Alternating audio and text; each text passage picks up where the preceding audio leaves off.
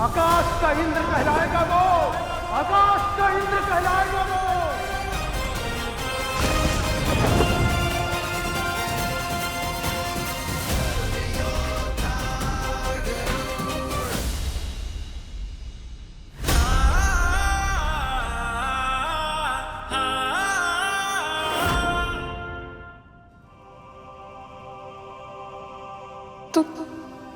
तू स्वस्थ है, पूर्ण विकसित है।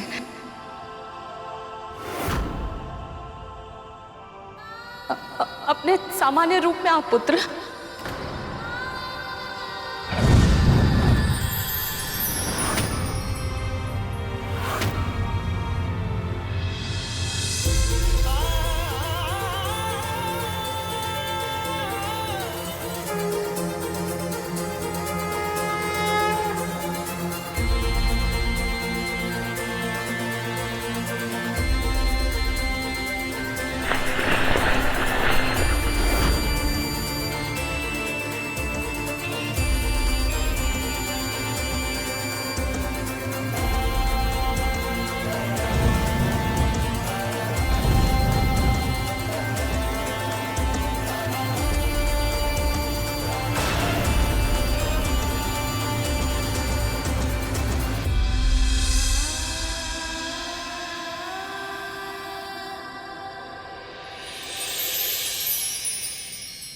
प्रणाम माँ।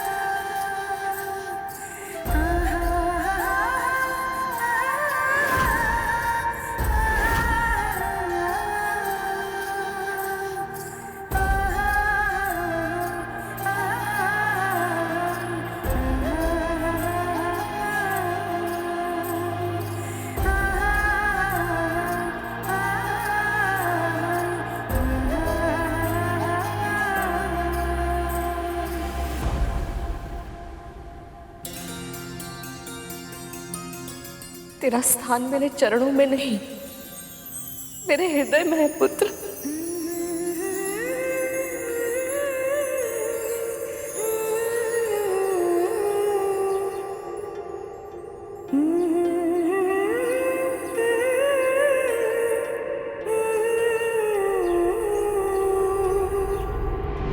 देवी कद्रू ने सहस्त्र पुत्रों की इच्छा व्यक्त की है, किंतु आप केवल एक ही पुत्र चाहती।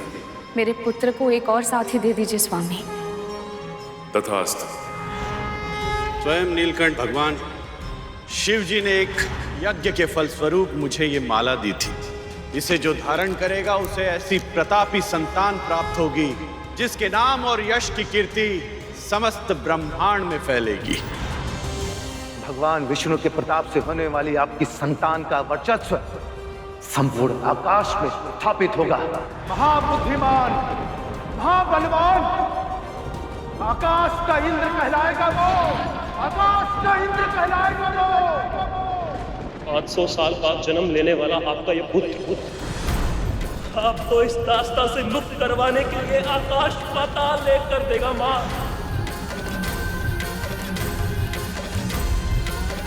अपनी माँ के धैर्य की और कितनी परीक्षा लोगे तुम? क्या मेरी ममता तुम तक पहुंच नहीं रही? क्यों मेरी पुकार को अनसुना कर रहे हो? ऐसी कौन सी समाधि में लुप्त है प्रभु जो अपनी भक्त की पुकार आप तक पहुंच ही नहीं पा रही है? ना आपको इस माँ की पीड़ा दिखाई दे रही है, ना ही मेरी इन संतानों को।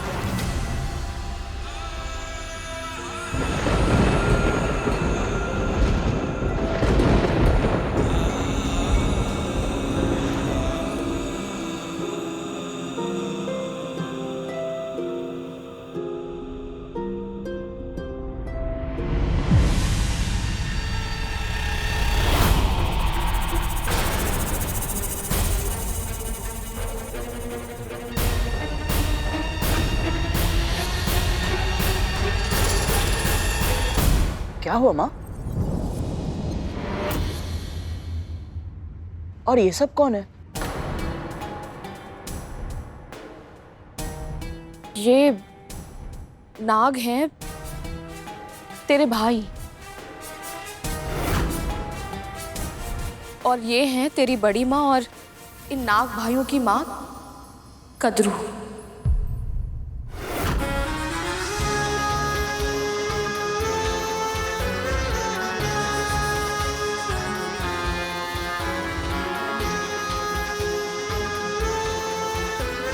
प्रणाम बड़ी माँ। मेरी भूल के लिए मुझे क्षमा कर दीजिए।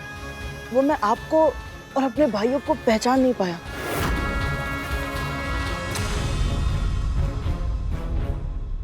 वो तो अच्छा हुआ कि माँ समय से आ गई। पल दो पल की देरी हो जाती तो आप में से कोई मेरा प्रथम बन जाता।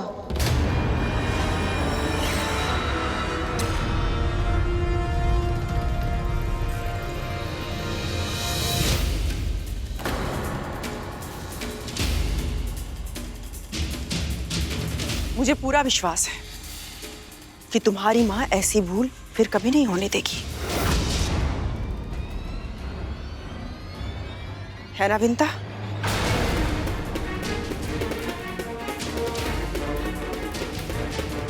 जी।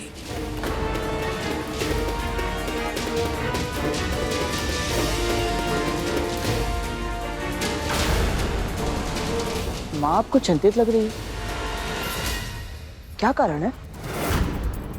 तू कभी अपने होने वाले पुत्र को ये नहीं बताएगी कि तू मेरी दासी क्यों बनी और कैसे बनी।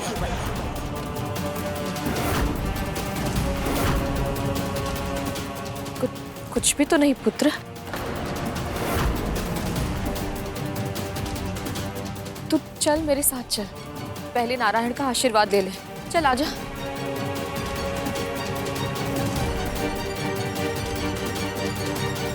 आपकी दूरदृष्टि की जितनी प्रशंसा की जाए उतनी कम है माँ।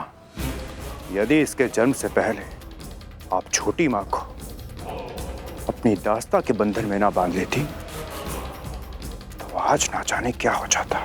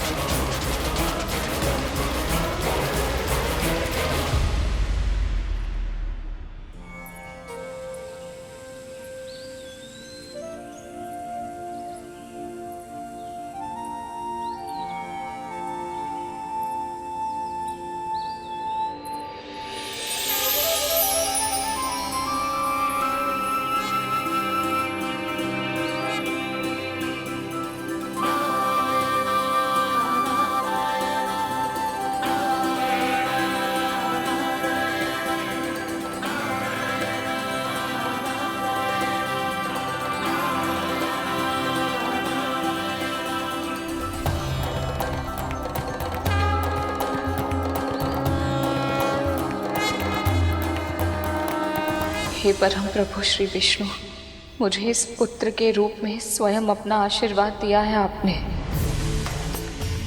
हर माँ की तरह मैंने भी अपने पुत्रों के लिए स्वप्न देखे थे, आशाएं संजोई थी, पर पहले पुत्र के जन्म लेते ही मुझसे दूर हो जाने के कारण मेरी आशाएं बिखर गई थी। वो सारे स्वप्न टूट गए थे और अब 1,000 वर्षों की लंबी प्रतीक्षा के बाद मुझे ये पुत्र मिला है, तो मैं माँ बनने से पहले ही दासी बन चुकी हूँ।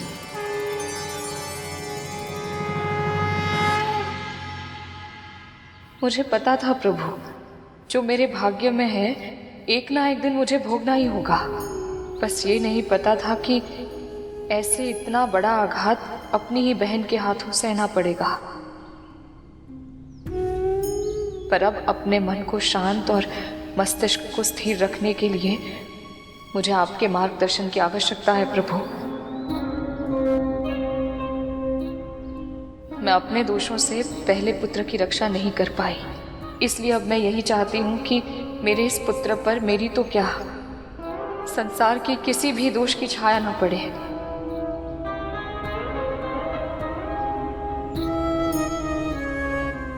दासी पुत्र होने के बाद भी आदर्श बने, महान बने। मेरी ये प्रार्थना स्वीकार कीजिए प्रभु, इसे अपना आशीर्वाद दीजिए।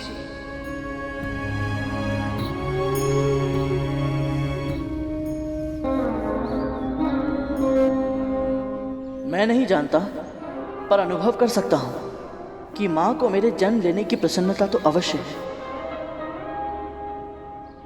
पर कहीं ना कहीं इनका मन उदास भी है। मुस्कुराहट में अजीब सी झिझक है, माथे पर चिंता की रेखाएं हैं।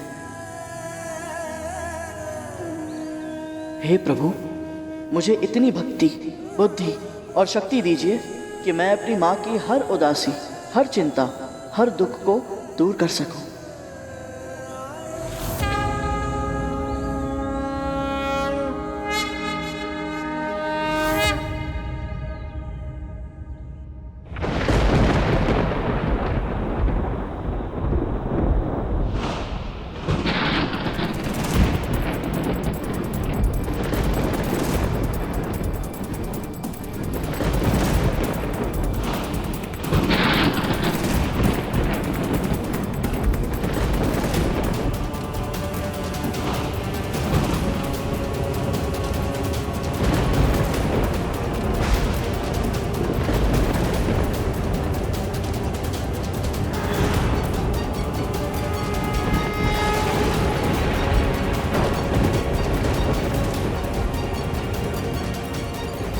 पुत्री विंता, शिव शंकर की पारिजात माला और महाविष्णु के परम भक्त बालखिल ऋषियों से आशीर्वाद प्राप्त करने वाला तेरा ये पुत्र पराक्रमी भी होगा और परोपकारी भी।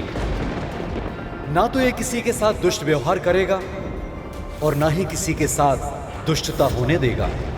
ऐसे अनेक असाधारण कार्य करेगा ये, जिनके कारण आने वाले युगों में समस्त संसार इसे धर्म योद्धा गरुड़ के नाम से जानेगा।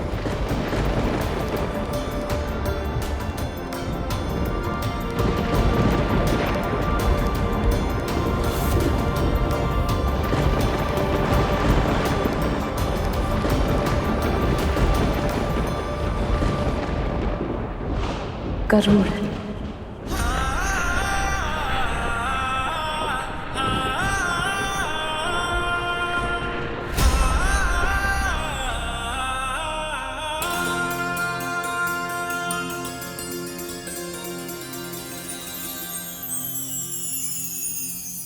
मेरा पुत्र गरुड़।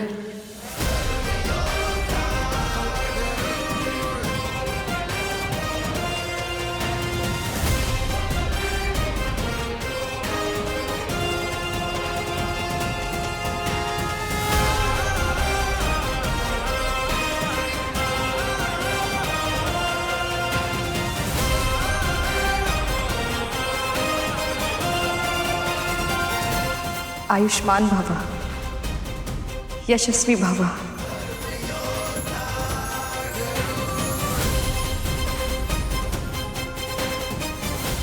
जो संसार में सबसे अधिक स्नेह विंता से करती थी, उसी बड़ी बहन के द्वारा छल से दासी बनाए जाने के दुख से विंता हमेशा के लिए टूट चुकी थी।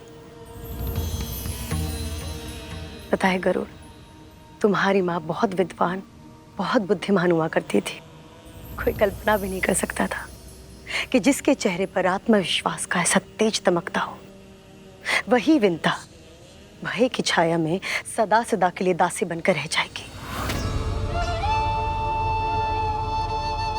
और उनके साथ हुई घटना के कारण तो वो पहले ही टूट चुकी थी, और कद्रू के निर्मम वार ने उसके कोमल से हृदय को चकनाचूर कर दिया था। तुम्हारी सुरक्षा करना जीवन का उद्देश्य बन गया था।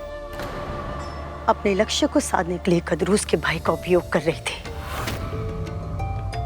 तरह तरह की शारीरिक मानसिक दबाव डाले ताकि उसका आत्मविश्वास और उसका मनोबल पूरी तरह से टूट जाए। और यही हुआ। धीरे धीरे विंता स्वयं को भूलने लगी थी। बस उसे याद था तो सिर्फ अपने वचन का मान, तुम्हारी माँ के लिए उसका वचन ही परम सत्य है और सत्य ही धर्म है। तुम्हारी माँ वायु के बिना जीवित रह सकती है, पर धर्म के बिना नहीं। इसलिए तो तुम्हारे इतने शक्तिशाली होने के बाद भी उसने अपना वचन निभाया और भविष्य में भी निभाएगी, फिर चाहे वो कद्रू उसके प्राण ही क्यों ना ले ले। सत्य कह रहे हैं आप। माँ के इन्हीं व्यवहारों के कारण मेरे मन में इतने सारे प्रश्न उत्पन्न हुए कि दोनों बहन होकर एक महारानी और एक दासी क्यों?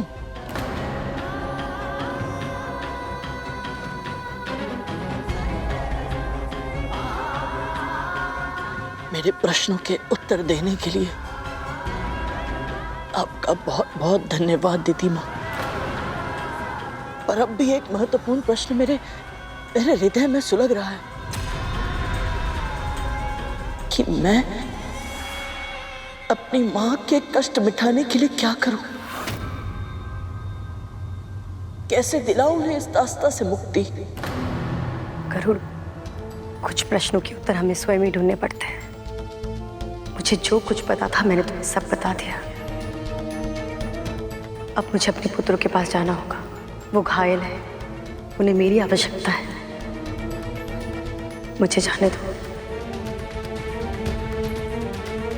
अवश्य जाने दूंगा दीदी माँ, परंतु एक वचन लेने के बाद।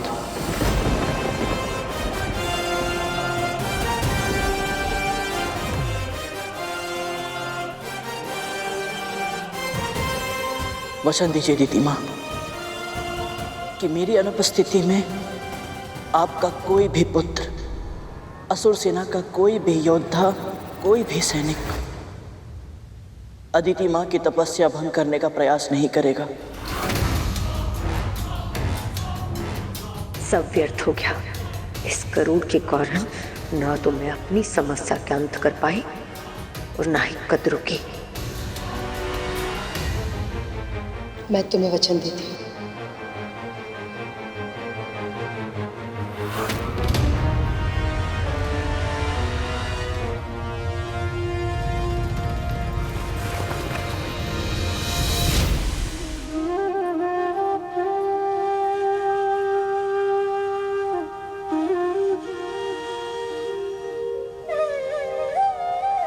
माँ सही कहती है, परम पिता श्री विष्णु रहस्यमय है और कृपा अवश्य करते हैं।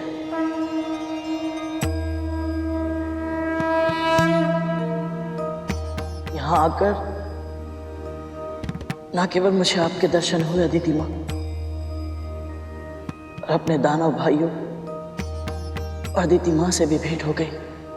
माँ पाताल भैरवी का आशीर्वाद मिला और आपकी तपस्या भंग हुए बिना ही मुझे अपने प्रश्नों के उत्तर मिल गए कि मेरी माँ दासी क्यों और कैसे बनी।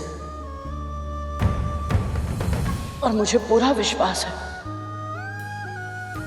कि उनकी दास्ता को समाप्त करने का उपाय भी मुझे अवश्य मिलेगा। अदिति माँ, मेरी इच्छा तो यही है कि मैं आपके सानिध्य में और रुकूं और आपकी तपस्या के दिव्य प्रकाश का लाभ प्राप्त करता रहूं। और अब मुझे जाना होगा। मेरी मां और नियति मेरी प्रतीक्षा कर रही है।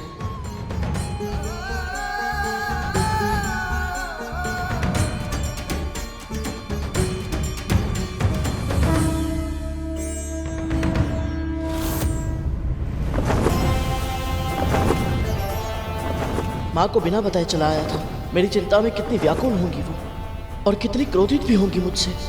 कैसे करूंगा उनका सामना?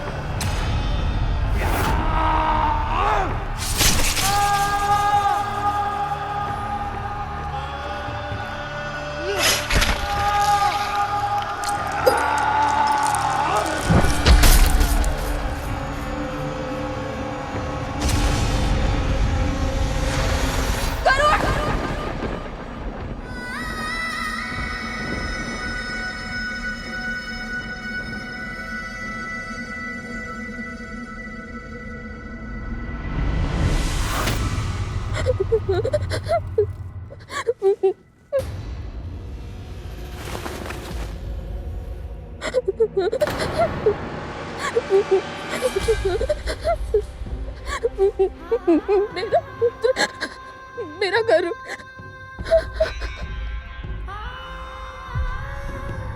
ये तो ऐसे विलाप कर रही है जैसे गरुड़ के प्राण ही चले गए हों। वाह, ये सोच कर ही कितना अच्छा लग रहा है। सच में यदि ऐसा हो जाए तो आनंद आ जाएगा। विंदा, दीदी, मैं जानती हूँ, पहले भी अनेक बार मैंने आपसे कहा है कि मुझे उसकी चिंता हो रही है, पर आज मेरे गरुड़ को। उठो, गहरी सांस लो, आराम से। अब बताओ क्या हुआ है। गहरी सांस लो, अच्छे से।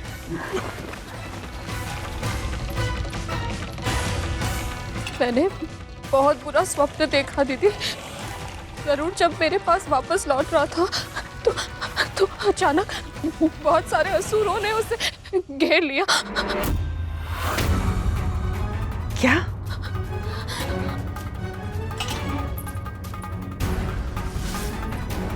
ठीक ठीक बता, क्या देखा तूने?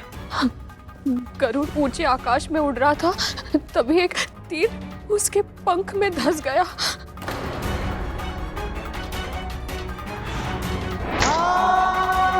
तीर भीतर तक धंस गया था और भूमि पर गिर पड़ा।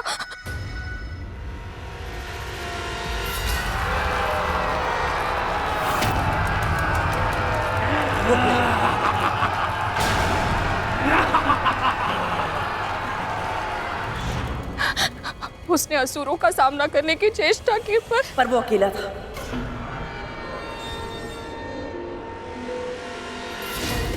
और असुर बहुत सारे। कोई उसके पंखों पर तीरों की वर्षा कर रहा था तो कोई उसकी चोंच को घाव पहुंचा रहा था।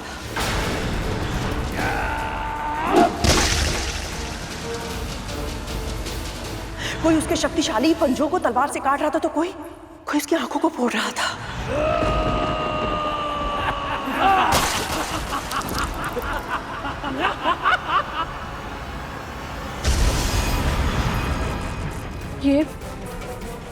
ये सब आपको कैसे पता? क्योंकि मैंने भी अभी भी यही स्वप्न देखा है विंता।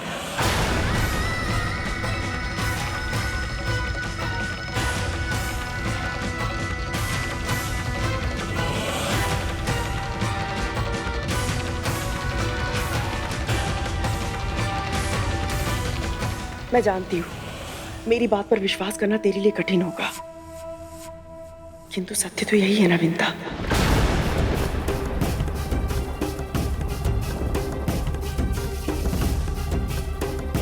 जन्म से पहले उस बालक ने मेरे मन मस्तिष्क पे एक अमिट छाप छोड़ दी थी,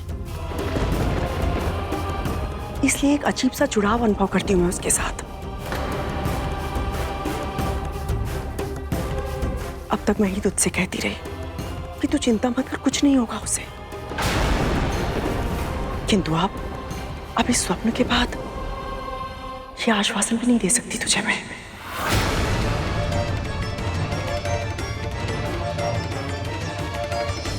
तू तो जानती है ना विंता, जब ब्रह्म मुहूर्त में दो व्यक्ति एक ही स्वप्न देखते हैं तो वो सपनावशी। ऐसा मत कहिए दीदी। मेरे कहने ना कहने से सत्य बदल जाएगा क्या विंता? पहले तो तूने अपने पुत्र पर नियंत्रण खो दिया, अब तो तूने अपना पुत्र ही खो दिया। कितनी दुर्भाग्यशाली है तू। एक पुत्र अर्धविकसित उत्पन्न हुआ और दूसरा इतनी अल्पायु में उसने अपने प्राण गंवा दिए।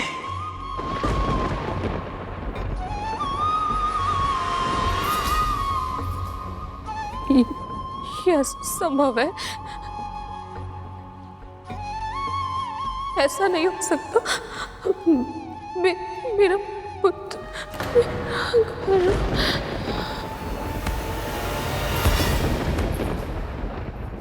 विंता और गरुड़ का मन एक दूसरे से जुड़ा हुआ है, तो अवश्य कि उसका स्वप्न स्वप्न नहीं सत्य है। और निश्चित ही गरुड़ पर आक्रमण दीति ने करवाया होगा।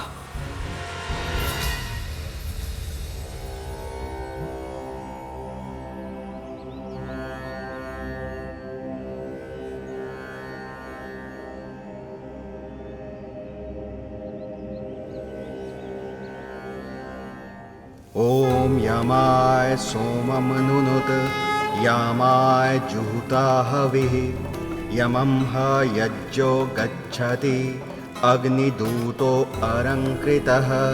ओम यमाय सोममनुनुत यामाय जुहुता हविः यमं ह यज्ञो गच्छति अग्निदूतो अलंकृतः। ओम यमाय सोममनुनुत यामाय जुहुता हविः यमं ह यज्ञो गच्छति अग्निदूतो अलंकृतः। ओम यमाय सोममनुनुत यामाय जुहुता हविः यमं ह। गरुड़ के तन का आकार देखा है? तो पूरे वन की लकड़ियां भी कम पड़ जाएंगी। हाँ भूत नंदी, उसे जलाने के लिए तो पूरे महल का घी भी कम पड़ जाएगा। माँ,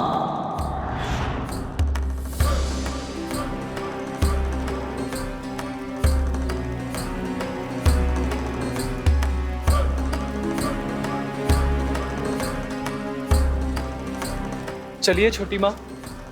हाँ चलिए ना छोटी माँ, अब परंपरा के अनुसार ये कार्य तो अब आप ही को ही करना पड़ेगा ना। चलिए चलिए माँ।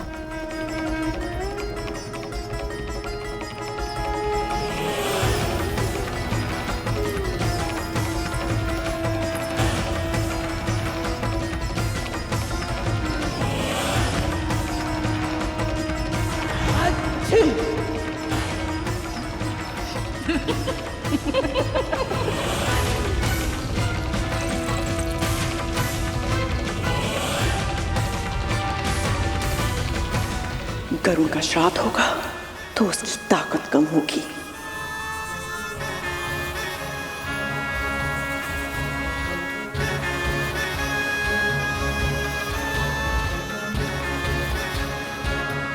ये ले, डाल।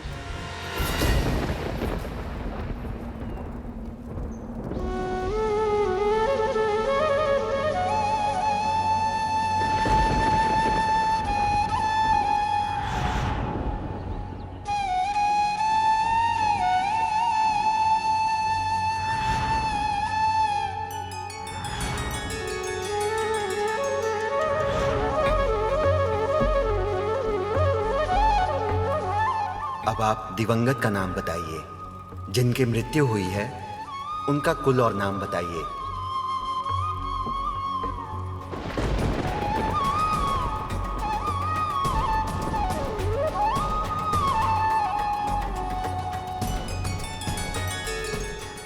समस्त संसार इसे धर्म योद्धा गरुड़ के नाम से जानेगा।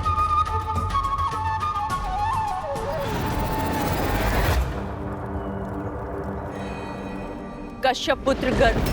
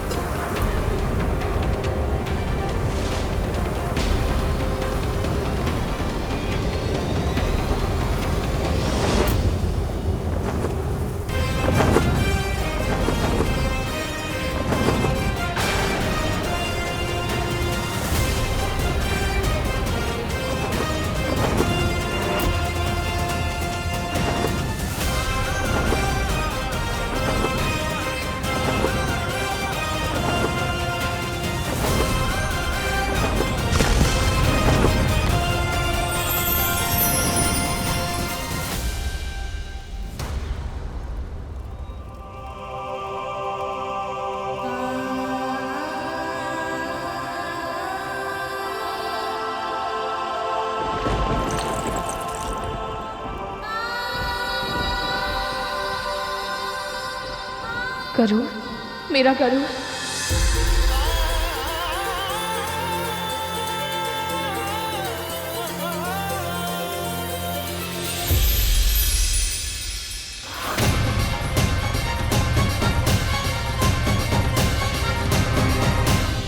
माँ,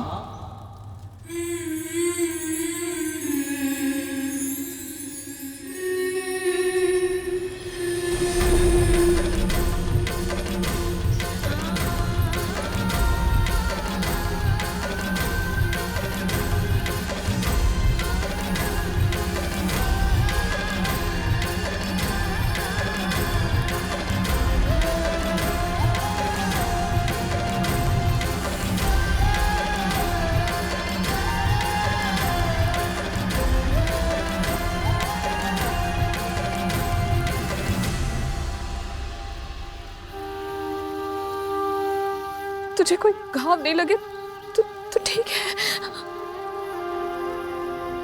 असुरों से बच कैसे गया ये? माँ ने तो कहा था कि असुरों को कोई पराजित नहीं कर पाएगा, फिर ये जीवित कैसे बच गया? तो ठीक है।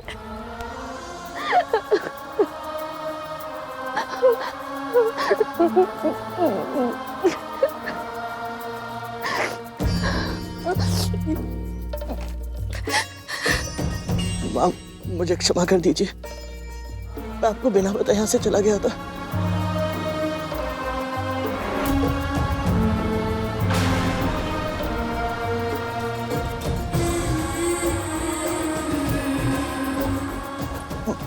माँ, मैं जानता हूँ मैंने आपको बहुत दुख दिया है, आपका क्रोधित होना भी उचित है। माँ, मेरी बात तो सुनिए। माँ, मैं विवश था।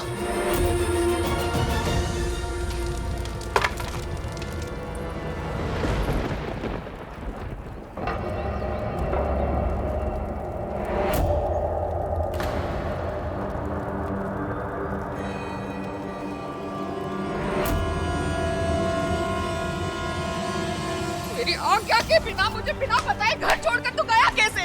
जब पता है जब तू यहाँ नहीं था तो मुझ पर क्या बीत रही थी? कैसे बुरे बुरे विचार आ रहे थे मेरे मन में? सोचा तूने मेरे बारे में हो? माँ, मुझसे बहुत बड़ी गलती हो गई, मुझे क्षमा कर दीजिए। जानबूझकर किया गया कार्य भूल नहीं, अपराध कहलाता है। मुझे पता था ना कि मैं तुझे महल से बाहर जाने की अनुमति नहीं दूंगी, इसलिए तुझे मुझसे झूठ बोला। माँ, झूठ नहीं बोला, सत्य छुपाने का अपराध अवश्य किया है, पर मैं विवश था। माँ,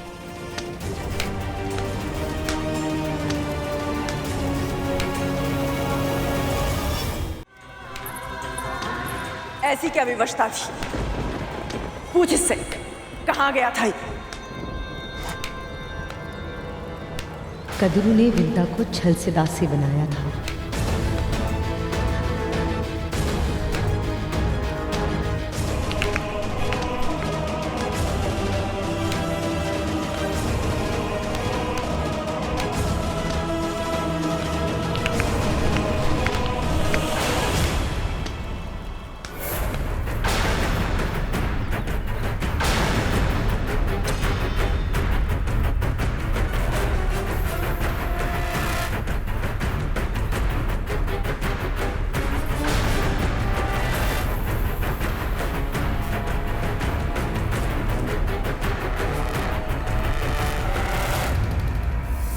दोष मेरा ही है, मेरे ही अधिक लाड ने बिगाड़ दिया था तुझे। मुझे लगा था तू मेरे प्रेम से बंधा है, मुझसे दूर नहीं जाएगा। विश्वास था मुझे तू कहीं भी क्यों ना हो मेरी एक पुकार पर वापस लौट आएगा, पर वो भ्रम था मेरा।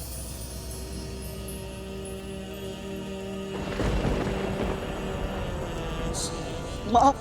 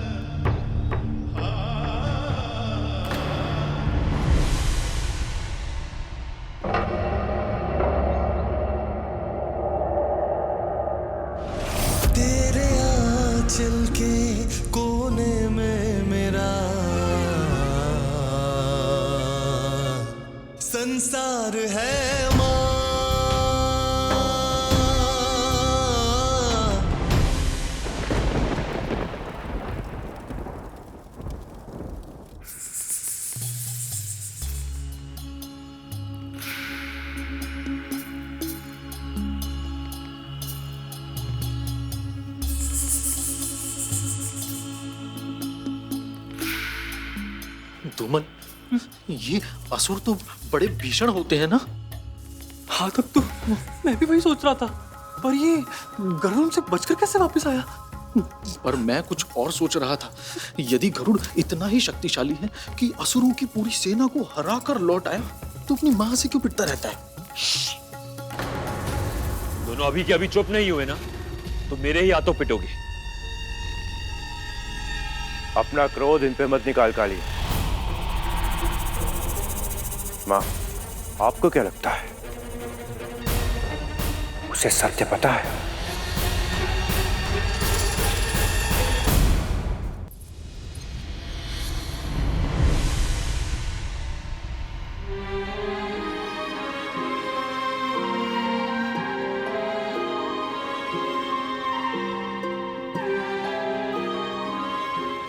मैं जानता हूँ आप मेरे लिए इतनी चिंतित क्यों होती हैं। पहला पुत्र अर्धविकसित उत्पन्न हुआ और सदैव के लिए आपसे दूर चला गया। कहीं दूसरे पुत्र को भी कुछ ना हो जाए, इस कल्पना से ही घबरा जाती हैं आप। पर अब आपको ऐसे भयभीत रहने की आवश्यकता नहीं है। झूठ के बादल छट चुके हैं, सत्य का सूर्योदय हो चुका है। मैं जान चुका हूँ कि आपको दासी छल से बनाया गया था, और अब मैं इस छल का जाल तोड़ूंगा। मैं आपको दास्ता से मुक्ति अवश्य दिलाऊंगा माँ। जीवन को जीव दिया तूने माँ, संसार से परिचय कराया तूने माँ। उन ईश्वर से भी लड़ जाऊंगा जो तू मुझसे। मुझे पता है गरुड़, तू अपने प्रश्नों के उत्तर खोजने गया था। मैं ये तो नहीं जानती कि तुझे तेरे उत्तर मिले या नहीं, पर ये अवश्य जानती हूँ कि कोई भी प्रश्न और कोई भी उत्तर मेरे उस वचन को नहीं तोड़ सकता जो मैंने कद्रू दीदी को दिया था। तेरे आंचल के कोने में मेरा। विंता अपने प्राण त्याग देगी, किंतु अपना वचन कभी नहीं तोड़ेगी, ये भली भांति जानती हूं मैं। और अब इस आश्वासन के सहारे मैं हाथों पर हाथ रखकर नहीं बैठ सकती। उस गरुड़ की आंखों में मैंने अपने लिए क्रोध, घृणा और तिरस्कार देखा है। उस दिन तो मैंने उसे दंड देकर चुप करवा दिया था, किंतु अब मात्र दंड से कार्य सिद्ध नहीं होगा। कोई ना कोई जानकारी उसे अवश्य है जो नहीं होनी चाहिए थी। अब अपनी अगली चाल निर्धारित करने से पहले मेरे लिए जानना आवश्यक है कि उसे क्या पता है।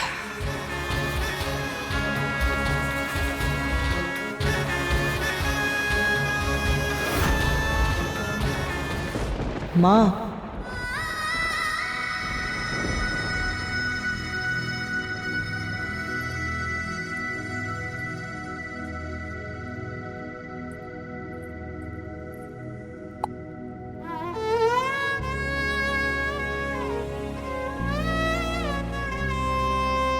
जीवन को जीव दिया तूने माँ, संसार से परिचय कराया तूने माँ। उन ईश्वर से भी लड़ जाऊंगा जो तू मुझसे रूठ जाए माँ। अपना हर सुख तूने मुझको दिया, मेरे हर दुखों को हर लिया तूने माँ, लिया तूने माँ। तेरे आंचल के कोने में मेरा संसार है माँ,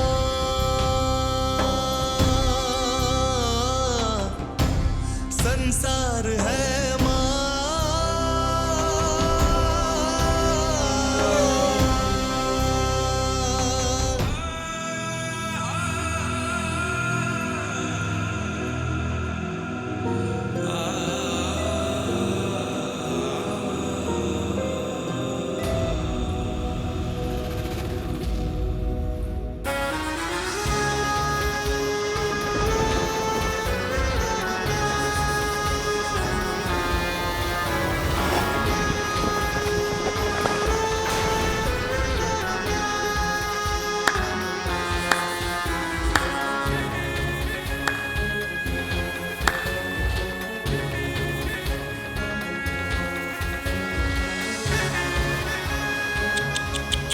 क्या हुआ? मां नहीं मानी? मानेगी भी नहीं, क्योंकि इस बार तूने केवल उसकी अवज्ञा नहीं की है, मेरी भी की है। और वो अच्छे से जानती है कि इस बात का कितना बड़ा मूल्य चुकाना पड़ेगा तुम दोनों को।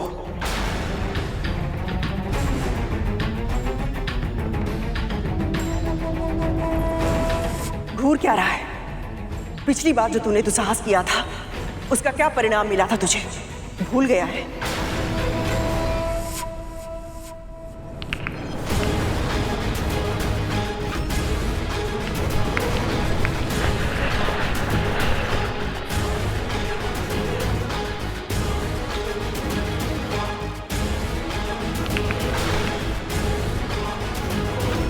मुट्ठी बीच रहा है, आक्रमण करेगा मुझ पे। क्या किया है मैं? किस बात का क्रोध है मुझ पर?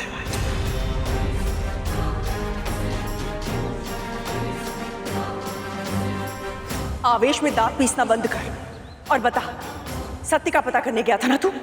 क्या पता चला तुझे? ये पता चला कि कैसे तेरी माँ ने तेरे भाई को अर्ध विकसित रूप में जन्म लेने के लिए विवश कर दिया था? क्या फिर ये पता चला कि कैसे उसने शर्त लगाने के अवगुण के कारण तेरा और अपना जीवन दांव पर लगा दिया था?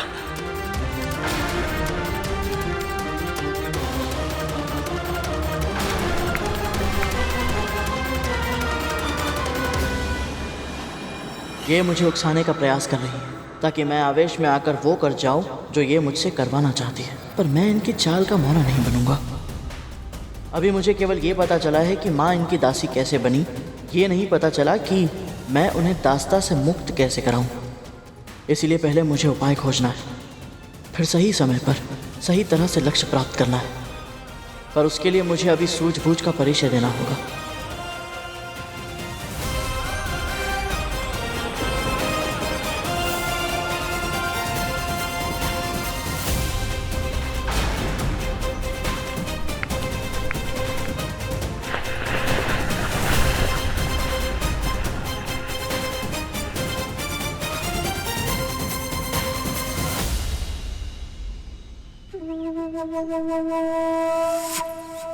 इसका अर्थ है तू मुझे सत्य नहीं बताएगा। ठीक है, मैं ही तेरी माँ को जाके सत्य बता देती हूँ कि तू कहाँ गया था।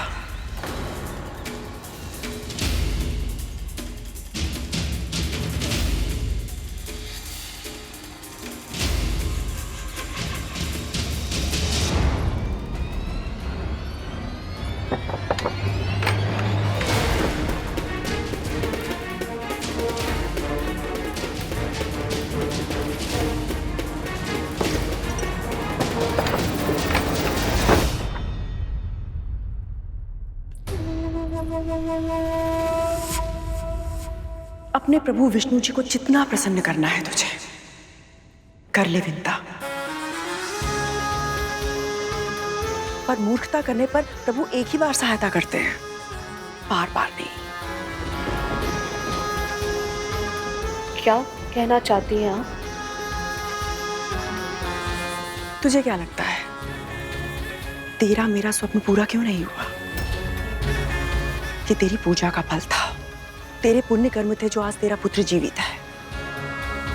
वरना होना तो वही था जो तूने और मैंने स्वप्न में देखा था।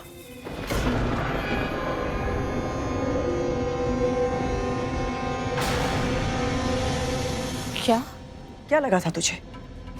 तेरा पुत्र भ्रमण पर गया था या संसार देखकर लौटा है?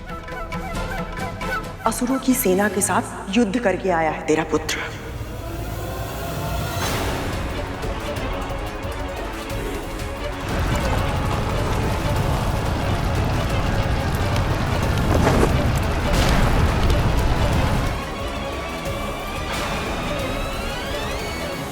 गरुड़ अपने प्रश्नों के उत्तर ढूंढने के लिए अदिति दीदी तक पहुंच गया था।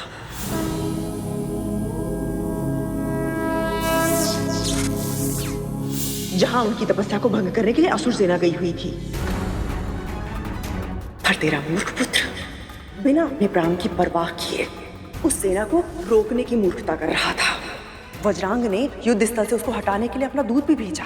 जाओ जाओ, चले जाओ। किंतु इसने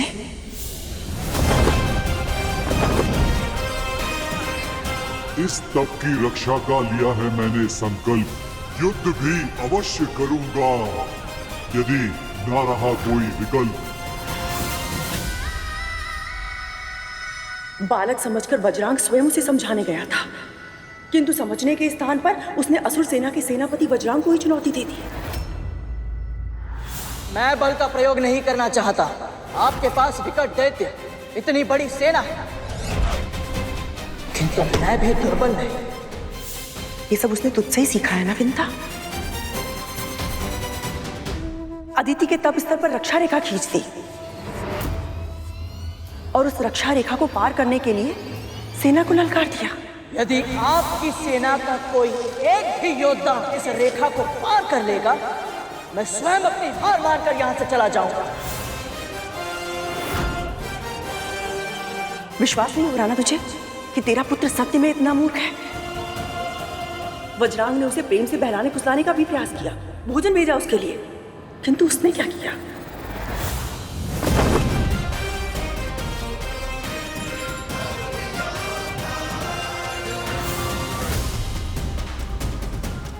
ऐसे ही आंसू बहाएगी यदि समय रहते तूने अपने पुत्र को नहीं समझाया। इतना कुछ होने के बाद भी वो नहीं रुका, अपने प्राणों को दांव पर लगाकर एक के बाद एक असुर से युद्ध करता रहा। यहां तक कि स्वयं पाताल भैरवी भी आई थी उसे वज्रांग के मार्ग से हटाने के लिए, किंतु गरुड़ ने उनके क्रोध की परवाह नहीं की, अपना स्थान नहीं छोड़ा। अदिति दीदी के तप की रक्षा के लिए डटकर खड़ा रहा तेरा मूर्ख पुत्र। तू मारा जाएगा गरुड़।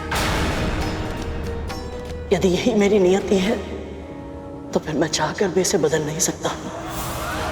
और जब स्वयं पाताल भैरवी ने उसके प्राण लेने का निश्चय किया तो अपनी अंतिम इच्छा पूरी करने की विनती करके शिव शंकर की पूजा करने लगा।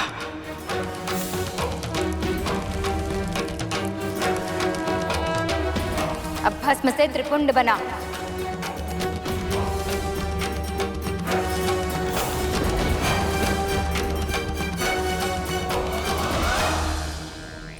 तुझे तेरे पुत्र को और भी अनुशासन में रखना होगा विंता, ताकि वो ऐसी मूर्खता कभी ना करे।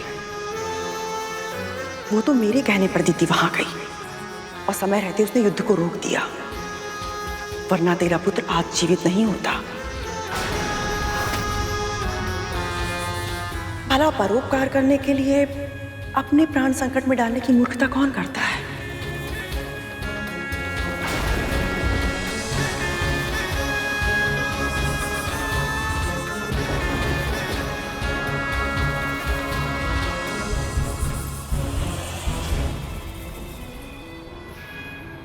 अब आएगा आनंद।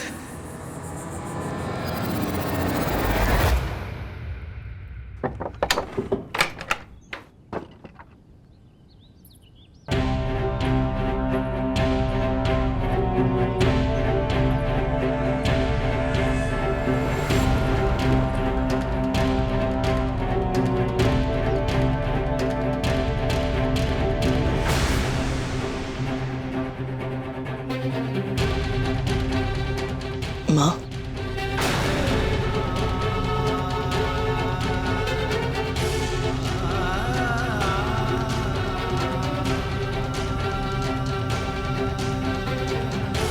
मुझे क्षमा कर दीजिए माँ। मैं इतनी बड़ी भूल फिर कभी नहीं करूंगा। पर मैं चाहती हूँ तू ऐसी भूल बार बार करे।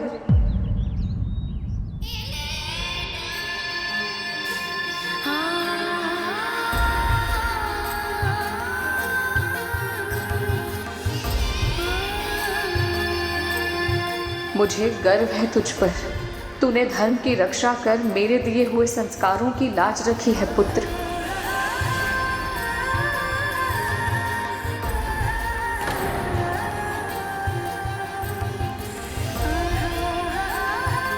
मुझे तो लगा था कि मेरी बातें सुनकर विंता गरुड़ को दंड देगी, किंतु ये क्या हो रहा है?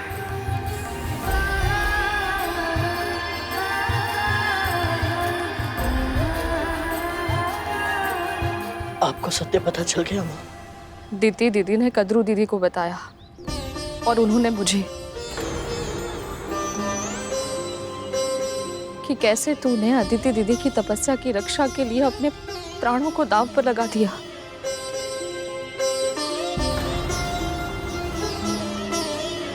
मेरा पुत्र इतना बड़ा हो गया और मुझे पता ही नहीं चला।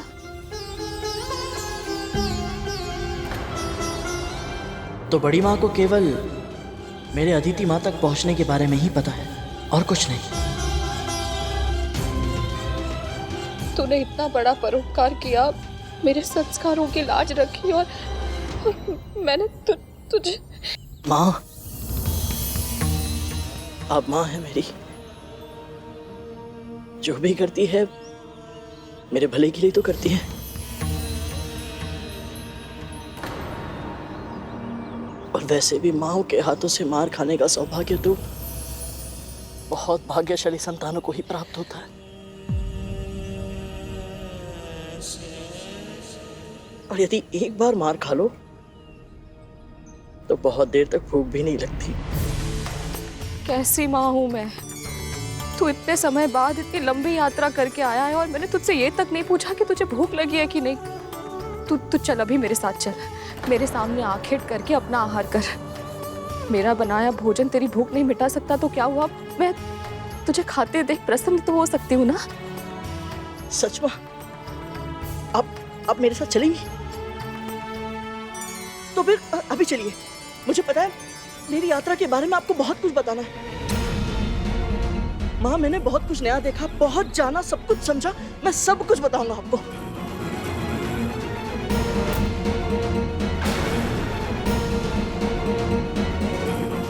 अब ये किस यात्रा की बात कर रहा है और ये विंता को क्या बताना चाहता है? मुझे बहुत कुछ बताना है आपको माँ, चलिए।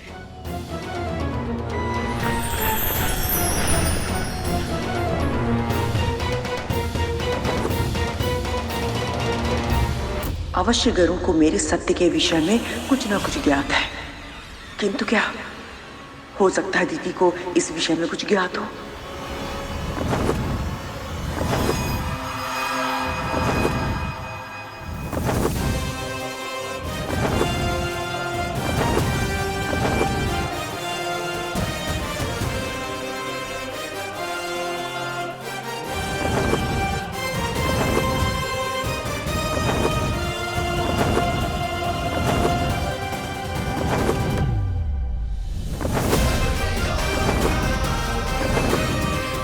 गरुड़, धीरे, तेरी माँ को अभ्यास नहीं है इतनी ऊंचाई का। महाप्रभु विष्णु, मेरे जीवन को इस पुत्र के रूप में साक्षात आनंद से भर दिया है आपने। अपना आशीर्वाद हम दोनों पर सदैव बनाए रखिएगा।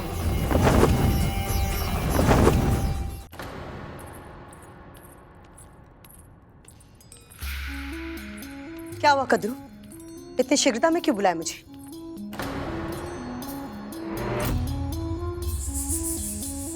ये दे लगा तुम्हें।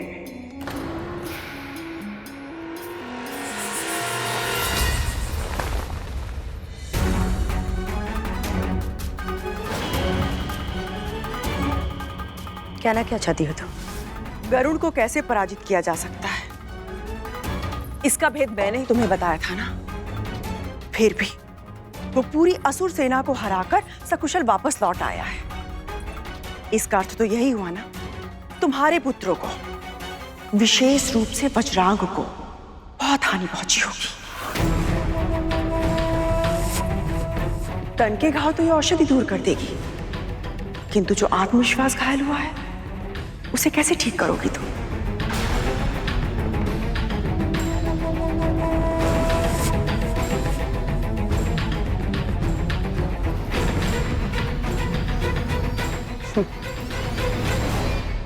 तुम्हें मेरे पुत्रों के लिए विचलित होने की आवश्यकता नहीं है कद्रू। चिंता ही करनी है तो अपनी और अपने पुत्रों की करो, क्योंकि बल और बुद्धि दोनों में ही तीव्र है गरुड़। यदि इतना जानने के बाद भी उसने अब तक कुछ नहीं बताया तो एक ही अर्थ हो सकता है, क्या करने वाला है वो? और इतना जानने के बाद भी ऐसा क्यों कहा तुमने? क्या जानता है वो? स्वयं क्यों नहीं पूछ लेती जाकर अपनी दासी और उसके पुत्र से? और हाँ, यदि उन दोनों ने सत्य नहीं बताया तो समझ जाना कि विद्रोह के बीज जड़ पकड़ चुके हैं।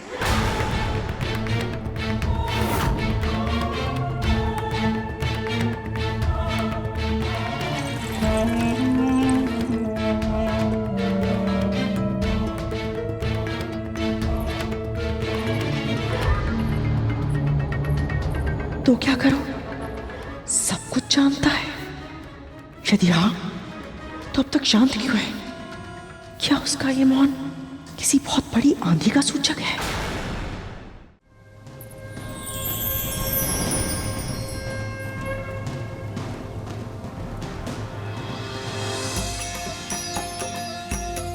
ये तो वही स्थान है जहाँ आपने मुझे संस्कार दिए थे।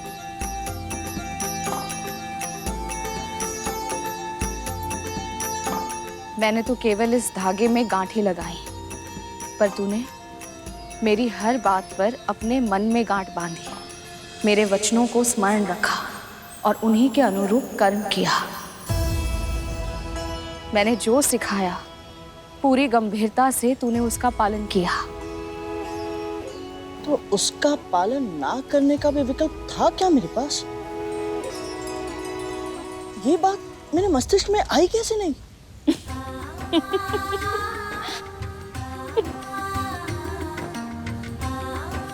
माँ, आपके मुंह से निकला हर एक वचन मेरे लिए ईश्वर की वाणी है, जिसकी उपेक्षा करना संभव ही नहीं है।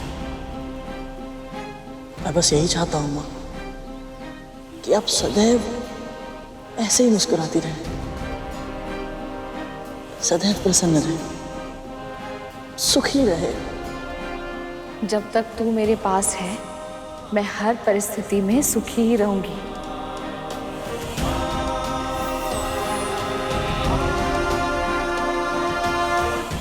हमारी माँ दीदी ने इसे वचन दिया था कि हम असुर देव माता अदिति को सुरक्षित छोड़ देंगे, पर यह वचन नहीं दिया था कि हम इस पक्षी और इसकी मां पर आक्रमण नहीं करेंगे। अब जा तू अपना आखेट कर ले, मैं यहीं बैठकर विष्णु जी का ध्यान करती हूँ। अवश्य, पर उससे पहले आप अपनी आंखें बंद कर दीजिए।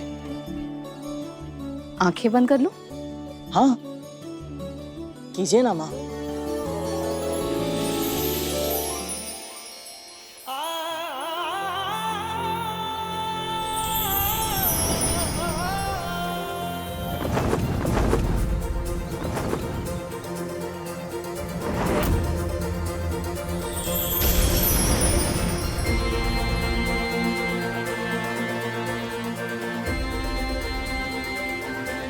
माँ,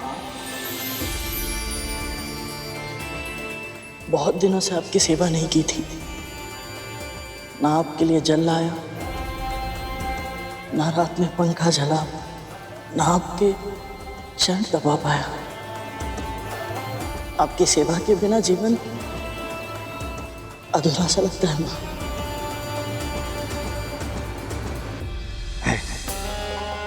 एक बार संतान बड़ी हो जाए, समर्थ हो जाए, फिर तो वो अपने माता पिता का मुख भी नहीं देखती। और एक ये मूर्ख है, स्वयं को अपनी माता की सेवा में न्योछावर कर रखा है इसने। तभी तो हमारे साथ युद्ध में हर समय माँ माँ की रट लगा रखी थी इसने। अब आज्ञा दीजिए।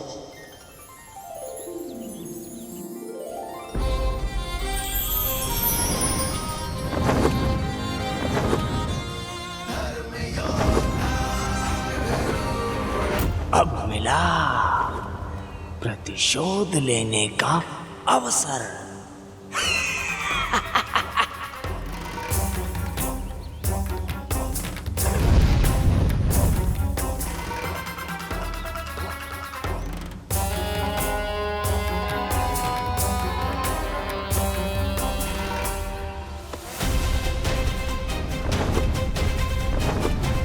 यहाँ तो आहार के लिए कोई भी जीव नहीं दिख रहा। माँ मेरी प्रतीक्षा कर रही होंगी।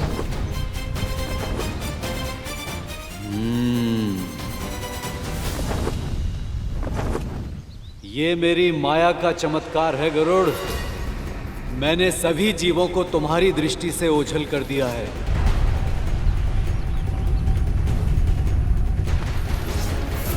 आज तू किसी भी जीव का भोजन नहीं कर सकता है, बल्कि तू स्वयं बनेगा किसी का भोजन।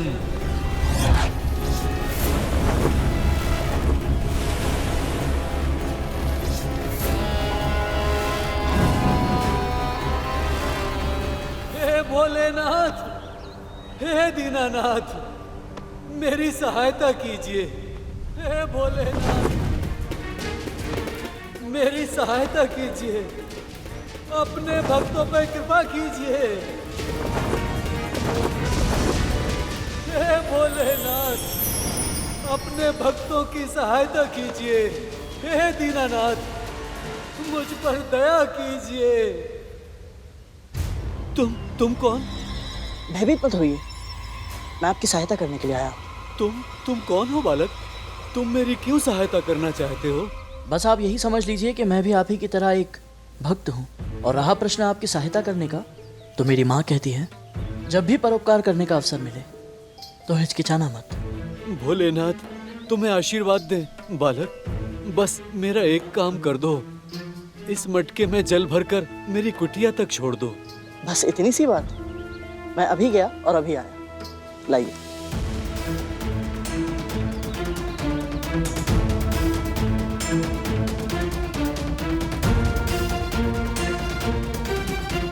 अंततः गरुड़ फंस ही गया मेरे जाल में। ये स्वयं ही मृत्यु की ओर बढ़ रहा है।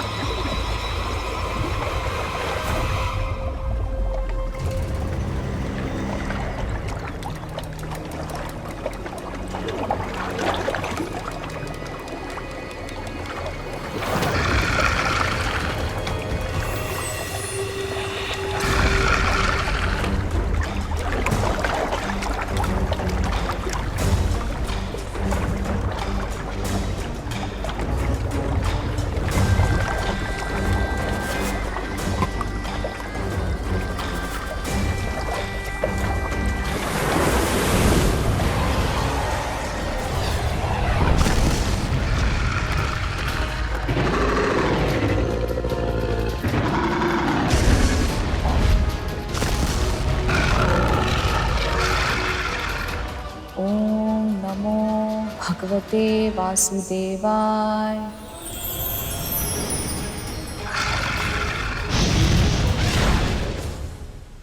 ये संघर्ष तेरी मृत्यु की आहट है गरुड़। ओम नमो भगवते वासुदेव।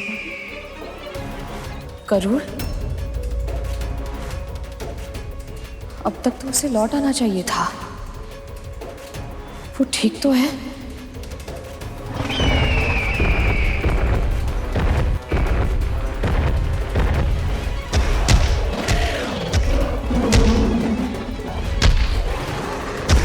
कहाँ रह गया? मैं उसकी प्रतीक्षा में यूं बैठी नहीं रह सकती। मुझे अपनी मन की आंखों से ढूंढना होगा उसे।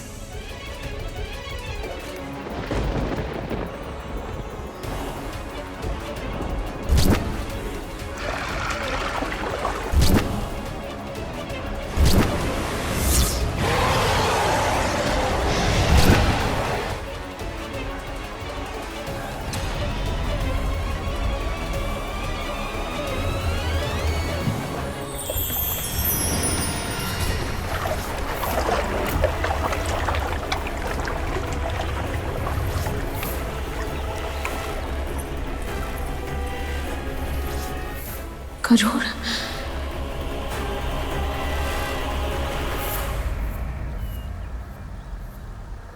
माँ, आप यहाँ? गरुड़ तू ठीक है ना? तुझे कुछ हुआ तो नहीं है?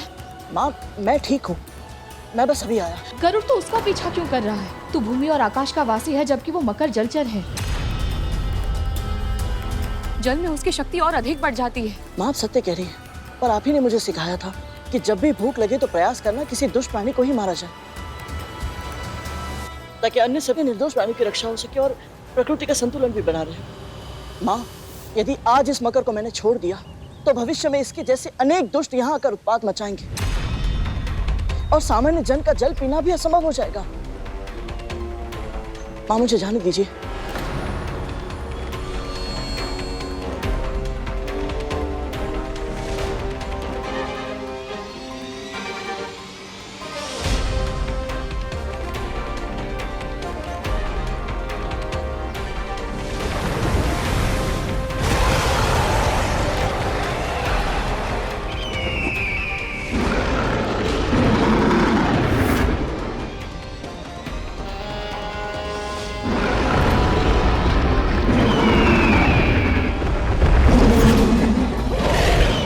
यमराज को इतनी प्रतीक्षा मत कराओ मगरराज, शीघ्र ही शिकार करो इस पक्षी का। मेरे पुत्र की रक्षा कीजिए प्रभु। ओम विष्णवे नमः।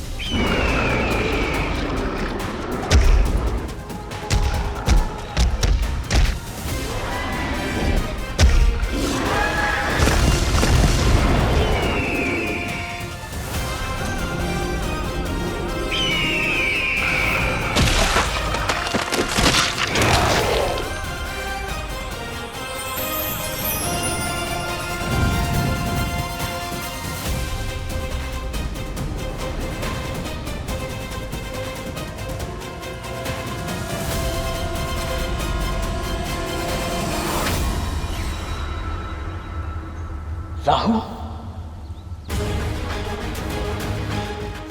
तो ये सब इसी का षड्यंत्र था। दुष्टों को कितना भी समझाओ, ना सुधरते हैं ना संभलते हैं।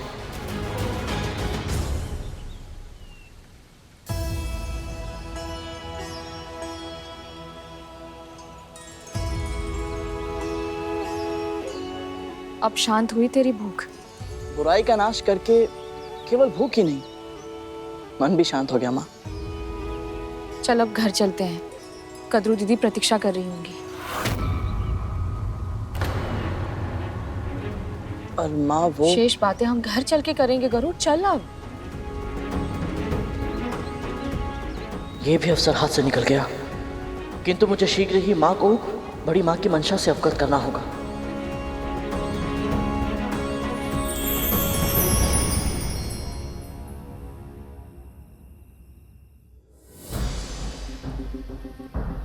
कहाँ रह गए ये दोनों? माँ, यदि गरुड़ को सारा सत्य पता चल चुका है तो फिर वो अभी तक मौन क्यों है? मैं भी वही सोच रही हूँ तक्षक। कहीं ऐसा तो नहीं कि ये दोनों माँ पुत्र भोजन के बहाने हमें ही भोजन बनाने का षड्यंत्र रच रहे हो? मुझे कैसे पता होगा कालिया?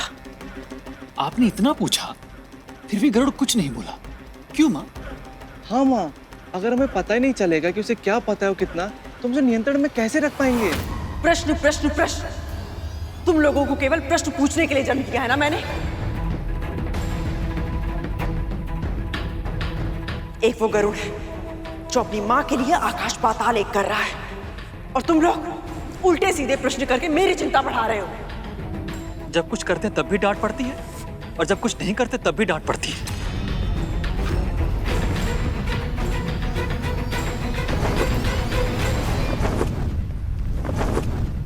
माँ, वो आ गए।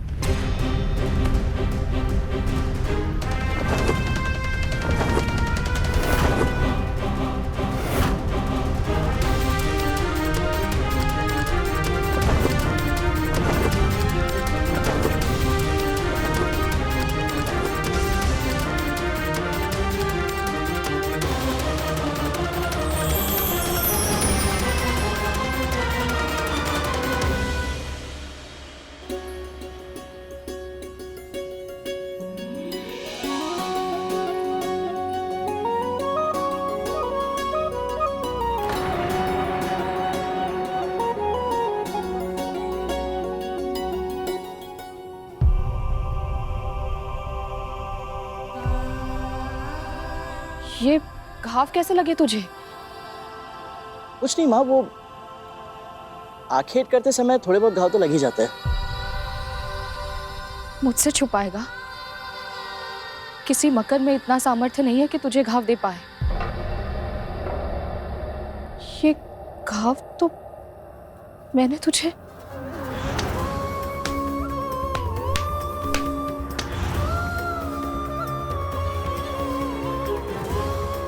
माँ, कुछ नहीं हुआ है मुझे। कैसे नहीं हुआ? तुझसे बिना कुछ पूछे इतना मारा और तू भी चुपचाप मार खाता चला गया। इतने विकट असुरों से युद्ध करके आया, तुझे कुछ नहीं हुआ और मेरे मारने से इतने घाव। ये संसार में किसी के भी प्रहार का कोई भी प्रभाव नहीं पड़ता मुझ पर, और जब आप मारेंगी तो कष्ट होगा ना माँ।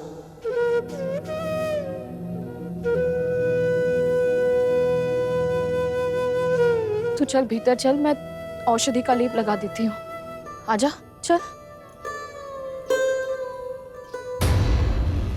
यदि विंता को पता होता कि उसका पुत्र केवल असुरों से युद्ध करने नहीं बल्कि उसके अतीत का सत्य जानने गया है, तो उसका व्यवहार इतना सामान्य नहीं होता। इसका अर्थ है गरुड़ ने अपनी यात्रा के विषय में अपनी मां को कुछ नहीं बताया।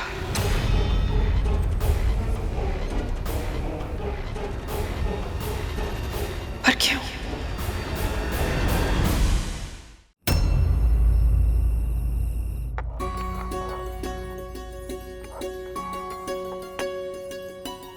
माँ, मुझे दीजिए, मैं पीसता औषधि। लाइए। नहीं, चोट भी खाएगा और औषधि भी स्वयं बनाएगा तो माँ क्या करेगी? पर माँ, गरुड़, जैसे तुझे मेरी सेवा करके आनंद मिलता है, वैसे ही मुझे भी तेरे लिए कुछ करके प्रसन्नता मिलती है। तू अपनी माँ को प्रसन्न नहीं देखना चाहता? जा वहां जाकर बैठ जा।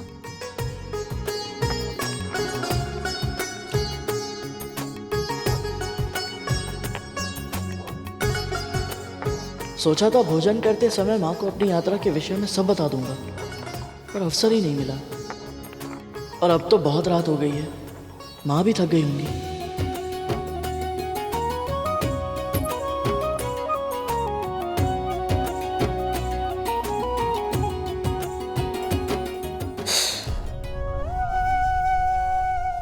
औषधि लगा रही हूँ तो जलन हो रही है, जब मार रही थी तब तो आ तक नहीं की।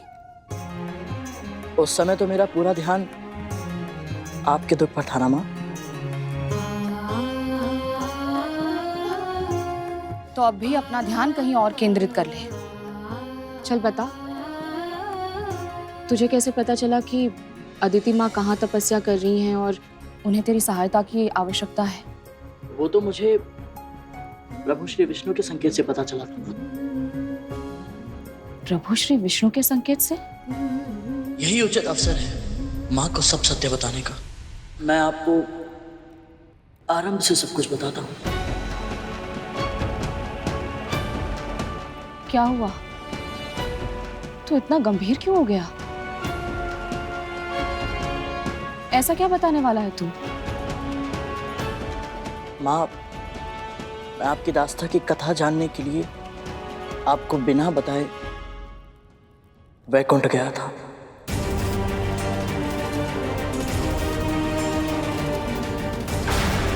वैकुंठ?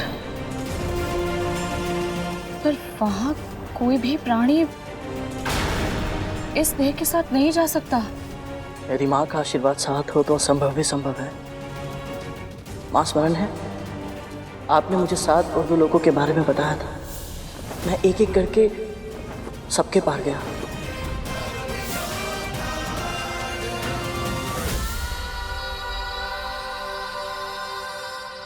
और दूर से ही सही पर ब्रह्मलोक में मुझे पिताजी के दर्शन हुए माँ। सत्य? हाँ माँ, पिताजी के मुख पर जो तेज था ऐसा मैंने कहीं नहीं देखा। वो तेज, उसकी आभा सबसे अलग है पुत्र। ऋषियों में सर्वप्रथम है। ब्रह्मा, विष्णु, महेश सब उनका सम्मान करते हैं। उनकी अर्धांगिनी होना मेरे लिए गर्व की बात है। और तू भी बहुत भाग्यशाली है पुत्र कि तू उनका पुत्र है। सत्य कहा माँ आपने। मैं सचमुच बहुत भाग्यशाली हूँ। पता है माँ, पिताजी को देखकर जब मैं मंत्रमुग्ध हो गया था तो उन्होंने मुझसे क्या कहा? पुत्र गरुड़, एक बार किसी कार्य को करने का निश्चय कर लो तो फिर मन को भटकने नहीं देना चाहिए। जाओ और अपने लक्ष्य को पूरा करो। इसका अर्थ है स्वामी ने गरुड़ की इस सत्य जानने के लिए की गई यात्रा का समर्थन किया। तेरे पिता सांसारिक विषयों में आसक्त नहीं होते, उनसे उदासीन रहते हैं, पर फिर भी तुझे यात्रा के लिए आशीर्वाद दिया। ये बहुत बड़ा सौभाग्य है। माँ, पिताजी के वचनों से उत्साहित होकर मैं और ऊपर उड़ा। फिर जब मैं वैकुंठ पहुंचा तो एक भयंकर काले नाग ने मेरा मार्ग रोक लिया।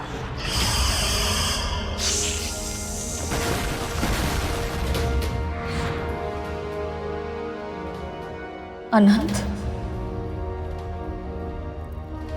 मेरा पुत्र शेषनाग। माँ, मैं तो शेष भैया को जानता था, पर वो मुझे नहीं जानते थे। उन्हें ऐसा लगा कि कोई असुर प्रभु विष्णु की तपस्या को भंग करने के लिए आया है, इसीलिए उन्होंने मुझ पर आक्रमण किया।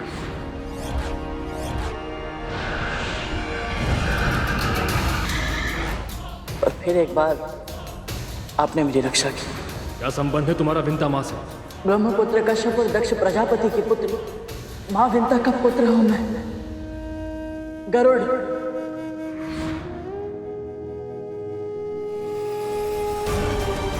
शेषनाग ने मेरा पुत्र होते हुए भी इस विंता का साथ दिया।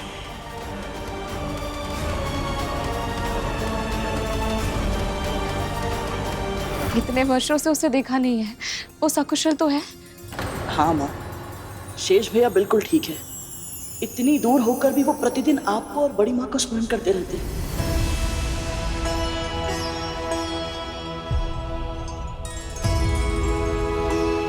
और पता है माँ, प्रतिदिन वो प्रभु विष्णु से भी पहले बड़ी माँ का नाम लेकर अपना दिन आरंभ करते हैं। कद्रू दीदी ये सुनकर बहुत प्रसन्न होंगी।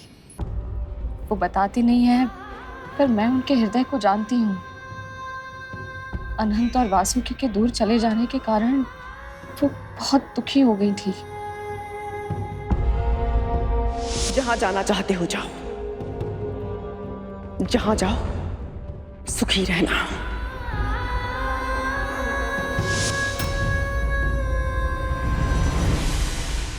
बड़ी माँ और आपके आशीर्वाद से शेष भैया की तपस्या सफल हो गई थी माँ, और वो वैकुंठ भी पहुंच गए थे। पर अभी तक उनकी भेंट प्रभु श्री विष्णु और माँ लक्ष्मी से नहीं हो पाई,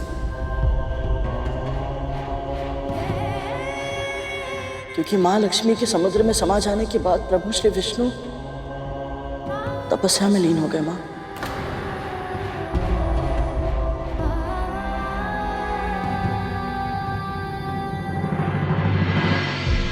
क्या प्रभु विष्णु के दर्शन मिले तुझे? दूर से ही सही, पर मुझे प्रभु विष्णु के दर्शन मिले माँ।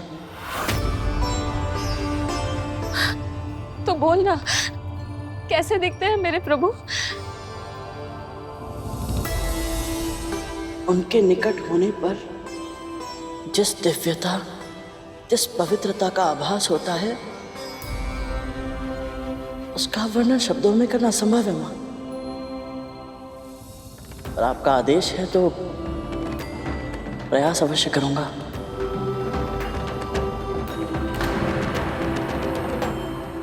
प्रभु तपस्या में लीन है माँ।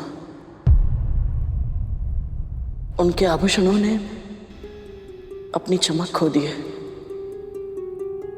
क्योंकि समस्त ब्रह्मांड श्रीहीन हो गया है।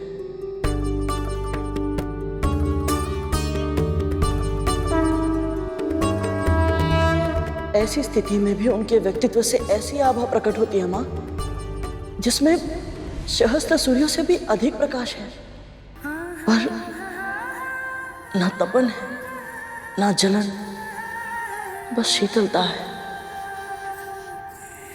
सौम्यता की अद्भुत शीतलता।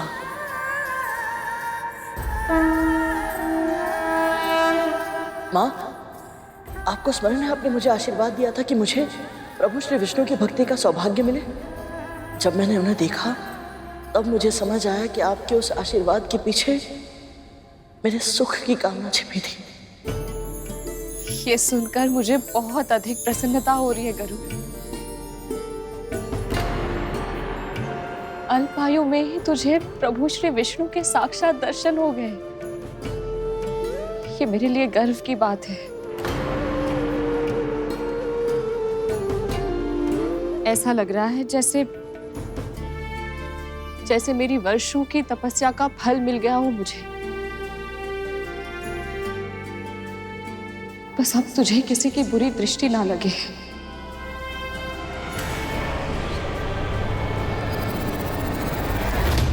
कब तक ये इधर उधर की बातों में समय नष्ट करता रहेगा?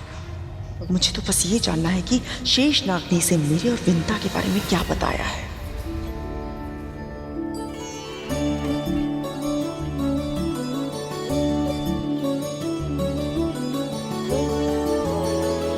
गरुड़,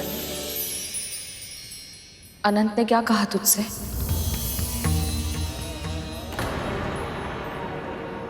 एक ना एक दिन तो सत्य सामने आना ही है पुत्र।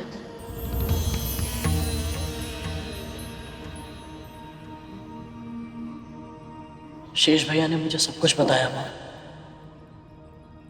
आरंभ से,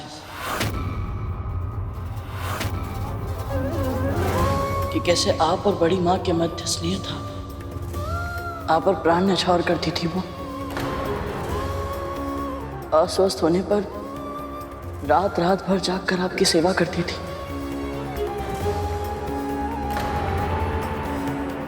पर जिस दिन महर्षि दुर्वासा ने अपनी परिजात माला उनके स्थान पर आपको दे दी, उस दिन के बाद सब कुछ बदल गया। इसे जो धारण करेगा उसे ऐसी प्रतापी संतान प्राप्त होगी जिसके नाम और यश की कीर्ति समस्त ब्रह्मांड में फैलेगी। बड़ी मां के मन में आपके प्रति ईर्ष्या ने जन्म ले लिया।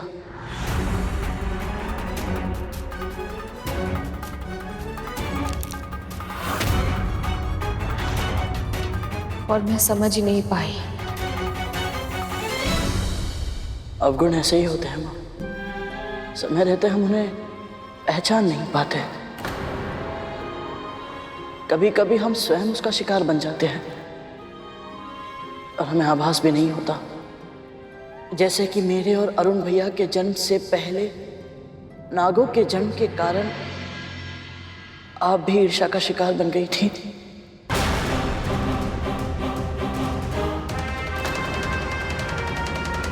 और आपको पता भी नहीं चला था। अब मुझे ज्ञात करना ही होगा कि डिमों के भीतर मेरी संतान पल रही है या नहीं।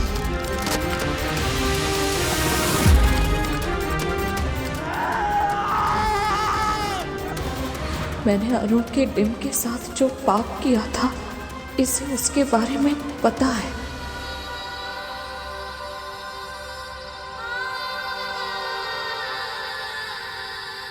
मां, मैं आपकी भावनाओं को समझता हूं। कब आपकी ममता ईर्ष्या में बदल गई आपको भान तक नहीं हुआ।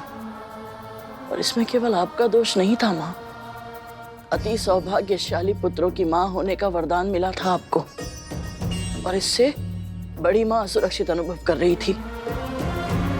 और इसीलिए उन्होंने आपके मस्तिष्क में संदेह के इतने बीज बो दिए कि आप ठीक से कुछ समझ ही नहीं पाई। और फिर जब क्रोध में आकर अरुण भैया ने आपको भीषण श्राप दिया, आपने उसे अपनी नियत ही मान लिया। फिर आपने जो किया उसके कारण अपराध बोध में आप इतनी अधिग्रस्त हो गई थी माँ कि उचित निर्णय लेने में असमर्थ हो गई थी। इसीलिए बड़ी माँ के बिछाए हुए जाल को आप देख नहीं पाए और बस उसमें फंसती चली गई। और फिर अरुण भैया के अर्ध विकसित स्वरूप में जन्म लेने का पूरा दायित्व आपने अपने ऊपर ले लिया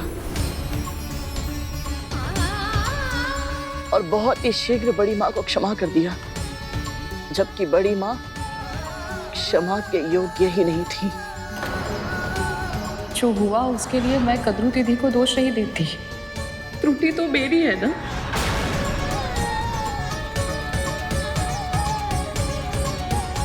ये सब अनंत ने कहा तुझसे?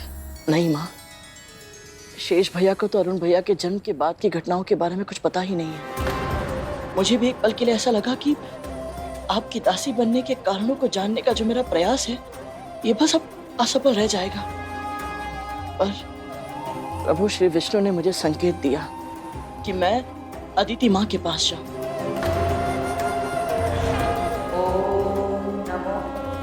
नारायणाय नमः। ओम नमः नारायणाय नमः। उनकी तपस्या के समय जो हुआ वो तो आपको बड़ी माँ कह चुकी है, किंतु आपको ये नहीं पता माँ कि उस युद्ध में अंत में वज्रांग मेरे सामने असहाय हो गया था। ऐसा क्या हुआ था जो वज्रांग गरुड़ के सामने असहाय हो गया था? रुक जाओ पुत्र, रुक जाओ। फिर जब उसे छुड़ाने के लिए दीति माँ वहां पहुंची तो मैंने हट कर दी। मैंने वो सब कुछ जान लिया दीति माँ से जो शेषनाग भैया नहीं जानते थे।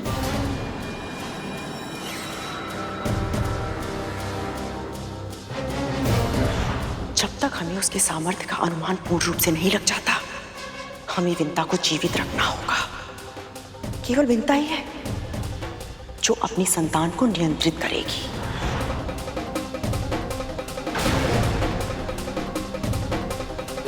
तो दीति ने बताया है इसे मेरा सत्य।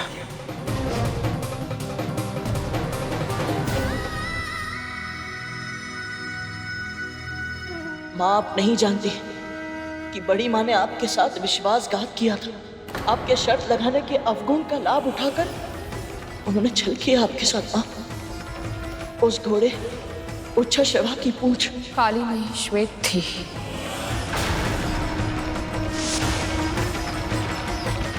और ये सिद्ध करने के लिए उनके पुत्र नाग के रूप में उसकी पूंछ से लिपट गए थे। अर्थात आपको पता था कि आपके साथ छल हुआ है? प्रारंभ में नहीं पता था। जब उन्होंने कहा कि मैं अपना वचन ना तोड़ूं, इसके लिए आजीवन उनकी दासी बनने की सौगंध लेनी होगी, तब मैंने अपने निकट उनके 1 सहस्त्र पुत्रों को नाग के रूप में सरकते देखा।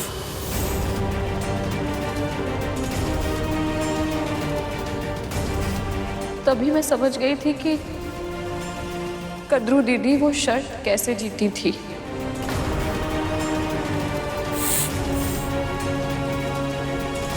फिर भी आपने उनसे कोई प्रश्न नहीं पूछा। वो शर्त आप जीती थी माँ, फिर भी आपने उनकी दासी बनना स्वीकार क्यों किया? ये तो मैं भी जानना चाहती हूँ विंता, कि मेरे छल के बारे में जानकर भी तू मेरी दासी क्यों बनी? क्योंकि ये मेरा पश्चाताप था।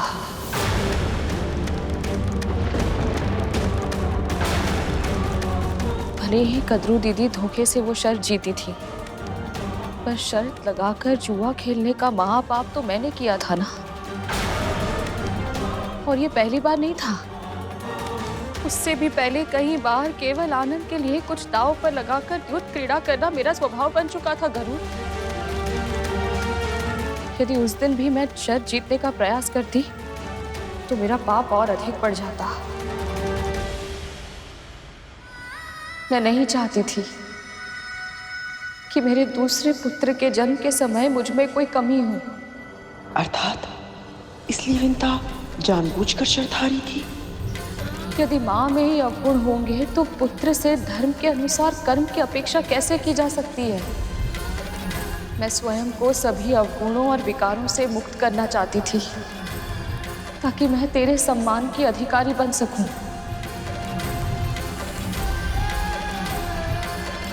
इसीलिए मैंने कद्रू दीदी को वचन दिया था, ईश्वर को साक्षी मानकर।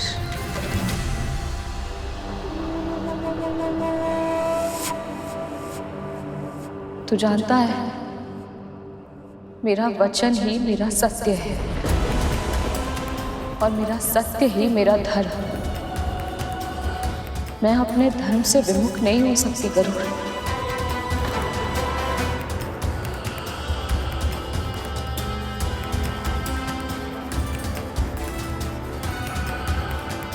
और माँ, पश्चाताप के लिए पूरा जीवन एक दासी के रूप में क्यों? इस विषय में मुझे कोई बात नहीं करनी। तू जानना चाहता था ना तेरी माँ दासी कैसे बनी, तो वो तू जान चुका है। अब ये भी मान ले, तेरी माँ अपने प्राण त्याग देगी पर अपना धर्म कभी नहीं त्यागेगी और ना ही अपना वचन तोड़ेगी।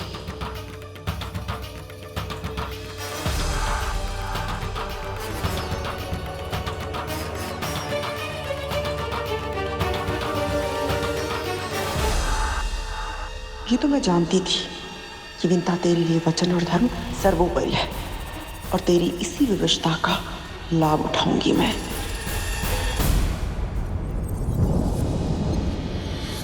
अब तू जाकर सो जा, मुझे भी विश्राम करने दे।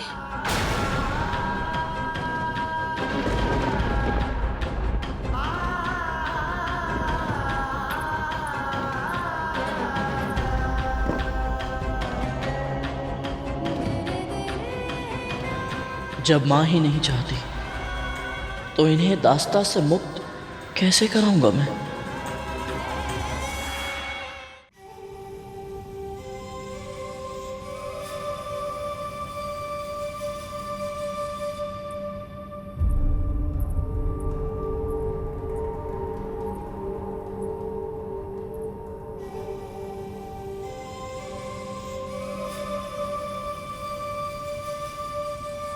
चिंता मत कीजिए दीदी, मैं अपना वचन नहीं तोड़ूंगी। तेरी चिंता नहीं है मुझे, किंतु तेरा पुत्र, वो भी आपको या आपके पुत्रों को कोई हानि नहीं पहुंचाएगा। तू इतने विश्वास के साथ कैसे कह सकती है? जब तेरा पुत्र तुझे बिना बताए वैकुंठ जा सकता है, असुरों के साथ युद्ध कर सकता है, तो वो कुछ भी कर सकता है। बहुत शक्तिशाली है वो और उत्तरदायी भी है। वो अपनी शक्ति का प्रयोग किसी अनुचित कार्य के लिए कभी नहीं करेगा। उसमें मेरे संस्कारों के साथ साथ अपने पिता के गुण भी हैं। देखिए उसे, इतना कुछ जानने के बाद भी कितनी शांति से चैन की नींद सो रहा है। दीदी, हम दोनों उन महर्षि कश्यप की पत्नियां हैं जो जल में रहकर भी कमल की तरह निरासक्त हैं। जैसे कमल जल के भीतर रहकर भी जल की एक बूंद से भी अछूता रहता है, वैसे ही हमारे स्वामी भी सांसारिक विषयों से विमुख रहते हैं।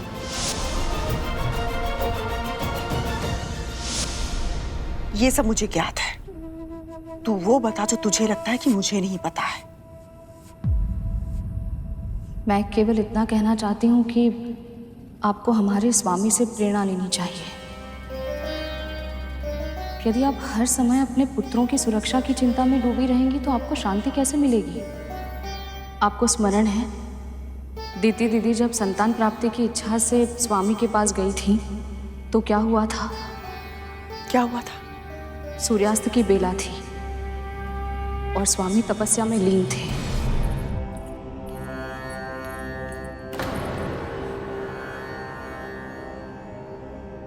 कहिए देवी। कल्याण। स्वामी, मुझे अदिति दीदी की तरह संतान चाहिए। तथास्तु। स्वामी, मुझे अभी चाहिए। अभी अभी अभी तो सूर्यास्त हुआ है देवी, और यह उचित समय नहीं है संतान धारण करने के लिए।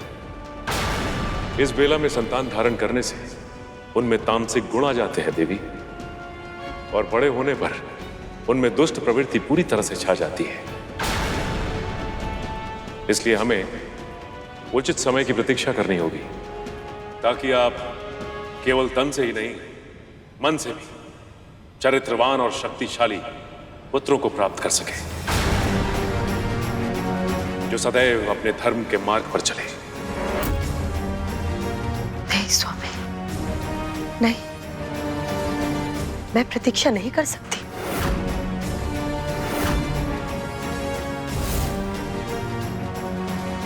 तू मुझे जितना भी समझा ले विंता, किंतु मेरे पुत्रों का ही सर्वस्त्र राज होगा, जो गरुण के जीवित होते हुए संभव नहीं है।